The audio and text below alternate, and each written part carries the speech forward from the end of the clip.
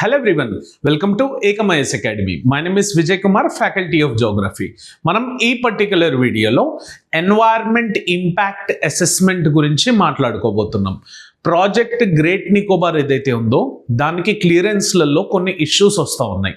ఆ particular impact assessment మీద మనం ఈ పర్టిక్యులర్ వీడియోలో వీఆర్ గోయింగ్ టు డిస్కస్. అసలు ఎన్వైర్న్మెంట్ ఇంపాక్ట్ అసెస్మెంట్ అంటే ఏంటి, దాన్ని యూపీఎస్సీలో ఏ పేపర్లో క్వశ్చన్ అడుగుతారంటే జిఎస్ పేపర్ 3లో మెయిన్స్లో మనకి ఎన్వైర్న్మెంట్ ఇంపాక్ట్ అసెస్మెంట్ గురించి అడుగుతారు. ప్రిలిమ్స్లో అడిగితే దానికి సంబంధించిన ఫ్యాక్ట్స్ కానీ దాంట్లో ఉన్న డ్రాఫ్ట్స్ గురించి క్వశ్చన్స్ అడిగే ఛాన్స్ ఉంది. అసలు ఎన్వైర్న్మెంట్ ఇంపాక్ట్ అసెస్మెంట్ ఏంటంటే మనం ఏదన్నా ప్రాజెక్ట్ కట్టేటప్పుడు ఆ ప్రాజెక్ట్ వల్ల కన్సిక్వెన్సెస్లో ఎన్వైర్మెంటల్ కన్సిక్వెన్సెస్ ఏవి ఉంటాయి.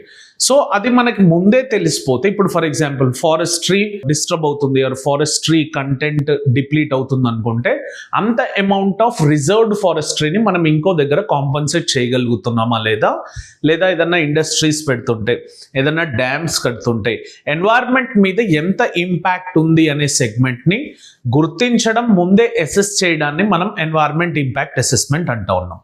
దాంట్లో ఒక బేసిక్ ఫండమెంటల్ డెఫినేషన్ కనుక మీరు తీసుకొని చూస్తే, ఈ environment impact assessment is a process to evaluate the environmental consequences.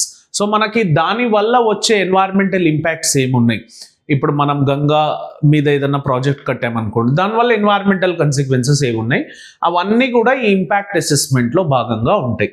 ఈ పర్టిక్యులర్ ఎన్వైర్న్మెంట్ ఇంపాక్ట్ అసెస్మెంట్ వచ్చేసి ఇది ఎన్వైర్న్మెంట్ ప్రొటెక్షన్ యాక్ట్ 1986 అండర్లో మ్యాండేట్ అయి ఉంది. కంపల్సరీగా ఏ ప్రాజెక్ట్ కట్టినా కూడా దాని అండర్లో ఈ ఎన్వైర్న్మెంటల్ ఇంపాక్ట్ అసెస్మెంట్ అనేది జరగాలి. మరి లీగల్ ఫ్రేమ్వర్క్ ఈ పర్టిక్యులర్ దానికి ఇచ్చింది ఏంటి సార్ అంటే, ఫస్ట్ మనకి ఈఐఏ నోటిఫికేషన్ ఉండేది సార్ 2006లో, కానీ దాంట్లో లూప్ హోల్స్ ఉన్నాయని మళ్ళీ ఈఐఏ నోటిఫికేషన్ 2020లో డ్రాఫ్ట్ చేయడం జరిగింది. దీంట్లో ఉన్న లూప్ హోల్స్ని తీసుకొని ఈ పర్టిక్యులర్ రూల్స్లో ఫుల్ఫిల్ చేయడం జరిగింది. అండ్ ఈ రెండు కూడా ఈఐఏ 2006 రూల్స్, ఈఐఏ 2020 రూల్స్, ఇవన్నీ కూడా ఎన్వైర్న్మెంట్ ప్రొటెక్షన్ యాక్ట్ 1986లో రికార్డ్ చేయడం జరిగింది. అదే ఎట్లాంటి ప్రాజెక్ట్స్ని ఎన్వైర్న్మెంట్ ఇంపాక్ట్ అసెస్మెంట్లో కవర్ చేస్తారంటే, ఏదన్నా ఇన్ఫ్రాస్ట్రక్చర్ ప్రాజెక్టులు కడుతుంటాయి, డ్యామ్స్ కానీ రోడ్స్ కానీ బ్రిడ్జెస్ కానీ, లేదా మైనింగ్ జరుగుతుంటాయి, uranium mining, thorium mining, Nallamala అడవుల్లో యురేనియం మైనింగ్ జరుగుతూ ఉంటే అక్కడ ఇష్యూ చేసి సేవ్ నల్లమల్ల క్యాంపెయిన్ త్రూ ఆపారు. సో ఈ మైనింగ్ లాంటి ప్రాజెక్ట్స్, లేకపోతే ఏమన్నా ఇండస్ట్రీస్ కడితే ఫార్మాసిటికల్ ఇండస్ట్రీస్ కానీ కాటన్ టెక్స్టైల్ ఇండస్ట్రీస్ కానీ, లేదా ఏదన్నా థర్మల్ పవర్ ప్లాంట్స్ కడుతుంటే ఆ పర్టిక్యులర్ ప్రాజెక్ట్స్ని ఈ సెగ్మెంట్లో కవర్ చేయడం జరుగుతుంది. దీంట్లో కొన్ని సైకిల్ ఆఫ్ స్టేజెస్ ఉన్నాయి సార్. అంటే వాళ్ళ ఎన్వైర్న్మెంట్ ఇంపాక్ట్ అసెస్మెంట్ చేసేటప్పుడు ఈ స్టేజెస్ని ఫాలో అవుతూ ఉంటారు.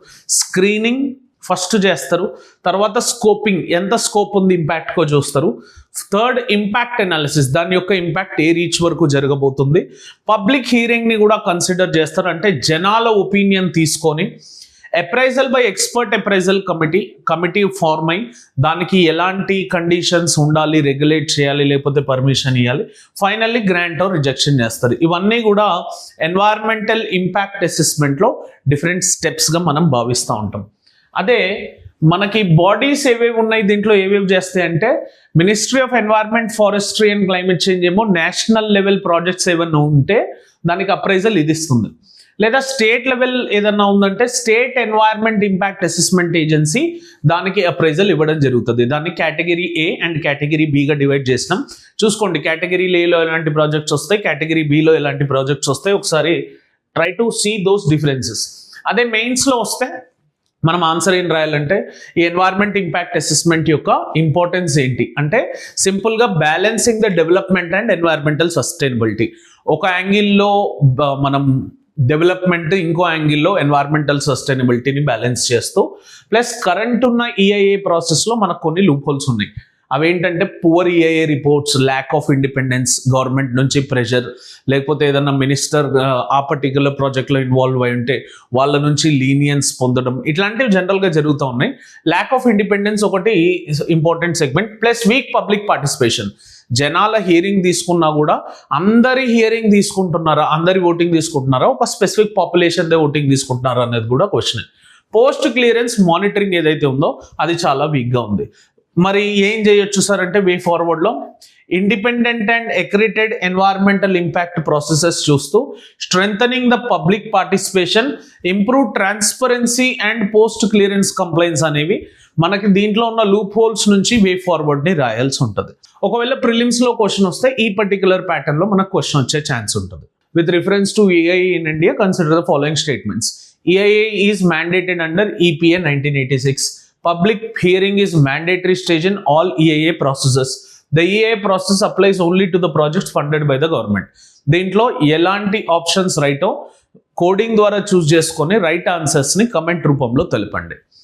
అండ్ మెయిన్స్ నుంచి ఒకవేళ క్వశ్చన్ వస్తే critically examine the role of environment impact assessment in promotion of sustainable development in India.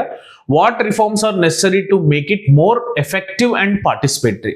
దాంట్లో ఇంకా ఏమి ఇన్వాల్వ్మెంట్ చేయొచ్చు అనే సెగ్మెంట్ని ఇక్కడ అడగడం జరిగింది. హోప్ఫుల్లీ అందరికీ వీడియో నచ్చే ఉంటుంది. నచ్చుంటే లైక్ చేయండి, షేర్ చేయండి, కమెంట్ చేయండి. సబ్స్క్రైబ్ టు ఏకమైఎస్ academy channel and click on the bell icon for continuous notifications. Thank you for watching this video. Have an awesome day. Jai Hind.